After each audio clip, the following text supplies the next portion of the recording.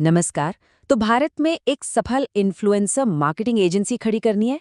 चलिए, आज हम इसका पूरा स्ट्रैटेजिक ब्लूप्रिंट ही ब्रेक डाउन करते हैं। अच्छा चलिए, सीधे एक नंबर से शुरू करते हैं जो इस मौके को सही से दिखाता है। 4,500 करोड़। जी हाँ, 2025 के अंत तक भारत का इन्फ्लुएंसर बाजार इतना बड़ा होने का अनुमान है। काफी बड़ा नंबर है ना? अब ये स्लाइड एक बहुत ही फंडामेंटल बदलाव को दिखाती है। देखिए, विश्वास जो है वो अब बड़े बड़े संस्थानों से हटकर व्यक्तियों यानी क्रिएटर्स पर जा रहा है। और सच पूछिए तो यही इस पूरी इंडस्ट्री की नींव है।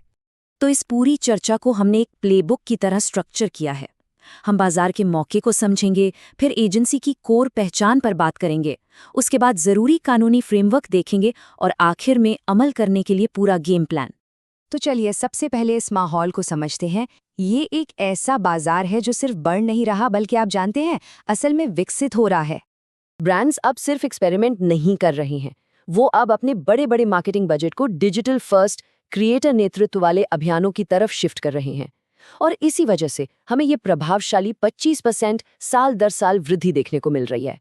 और ये स्लाइड बिल्कुल साफ दिखाती है कि असली छिपा हुआ अवसर कहाँ है। जरा सोचिए, 86% भारतीय अपनी मातृभाषा में कंटेंट पसंद करते हैं। मतलब असली ताकत अंग्रेजी और हिंदी से आगे भारत के अलग अलग भाषाओं वाले बाजारों में है।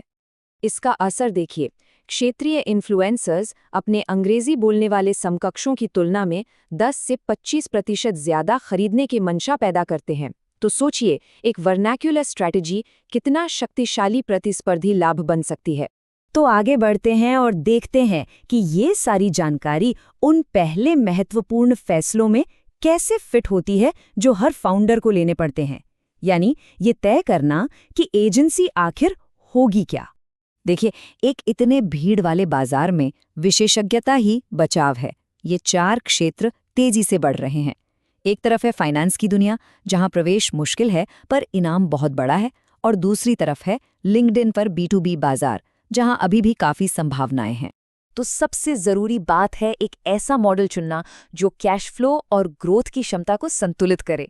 इसीलिए हाइब्रिड मॉडल एक नए वेंचर के लिए सबसे ज्यादा सुरक्षा प्रदान करता है। अब आते हैं उस हिस्से पर जो शायद सबसे ज्यादा महत्वपूर्ण है, कानूनी और अनुपालन का ढांचा तैयार करना जो बिजनेस की रक्षा करेगा। ये फैसला सीधा सीधा अंतिम लक्ष्य पर निर्भर करता है।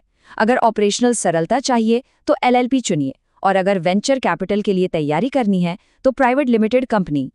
ये सिर्फ सुझाव नहीं है, ये बुनियादी जरूरतें हैं। सही रजिस्ट्रेशन और बिल्कुल मजबूत कॉन्ट्रैक्ट्स ही पेमेंट में देरी और काम के लगातार बढ़ते जाने के खिलाफ पहला सुरक्षा कवच हैं। नींव तैयार हो गई है, तो अब चलिए ऑपरेशनल प्लेबुक की तरफ चलते हैं। टैलेंट हासिल करना, सेवाओं की कीमत तय करना और क्लाइंट्स जीतना। मुनाफे के लिए बाजार की दरों को समझना बहुत जरूरी है। ये टेबल प्राइसिंग के लिए एक बेंचमार्क देती है। यहाँ हाइपर लोकल, नैनो इन्फ्लुएंसर्स से लेकर बड़े पैमाने पर पहुंच वाले मैक्रो टैलेंट तक की पूरी रेंज दिखती है। यहाँ सबसे जरूरी बात, पोस्ट्स मत बेचिए, परिणाम बेचिए। क्लाइंट्स के साथ बातचीत को प्रति पोस्ट लागत से हटाकर रणनीतिक मूल्य पर ले जाना है। सेवाओं को इस तरह पैकेज करने से, जैसे कि लॉन्च पैकेज या परफॉर्मेंस पैकेज, एजेंसी का मूल्य प्रस्ताव एकदम साफ हो जाता है और ब्रांड्स को भी निवेश से परिणाम तक का रास्ता साफ दिखता है। एक नई एजेंसी के पहले 90 दिन गति बनाने के लिए बहुत महत्वपूर्ण होते हैं। इसमें कानूनी गठन से लेकर वास्तविक दुनिया में अमल और कॉन्सेप्ट के प्रमाण तक पहुंचना होता है।